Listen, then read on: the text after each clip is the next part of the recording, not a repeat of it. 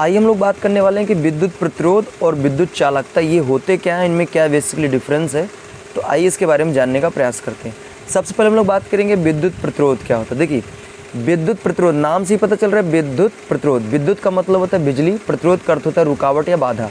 तो कहने का अर्थ है किसी भी चालक पदार्थ का वह गुण जो क्या करेगा, विद्युत के प्रवाह में, विद्युत के चलने में बाधा उत्पन्न करेगा, उसी को बेसिकली हम लोग क्या कहते हैं, विद्युत प्रतिरोध कहते हैं। और मैं आपको एक बात बता दूं कि आपके जितने भी विद्युत उपकरण होते हैं, यानी बिजली से चलने वाले जितने भी उपकरण हैं, अगर वो हीट होते हैं अर्थात वो गर्म होते हैं, तो उसका मेन जिम्मेदार विद्युत प्रतिरोध होता है।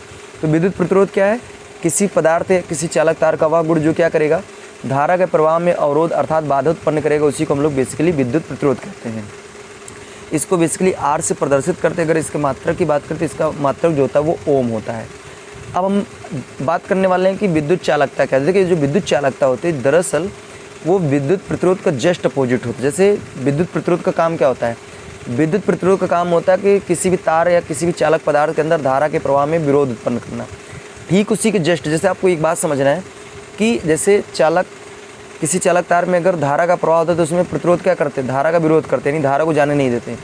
फिर भी उस तार के अंदर धारा का प्रवाह होता है। इसका अर्थ ये हुआ कि उसी तार के अंदर कुछ ऐसे भी लोग हैं जो क्या करते हैं, धारा के प्रवाह में सहायता करते हैं, यानी धारा को उस तार के अंदर ले जाने का काम करते हैं। तो बेसिकली उन्हीं को हम लोग विद्युत चालकता कहते हैं। इसको कैपिटल जी से प्रदर्शित करते हैं। अगर इसके मात्रक की बात करें तो ये होता है ओम इनवर्स साइमन महो।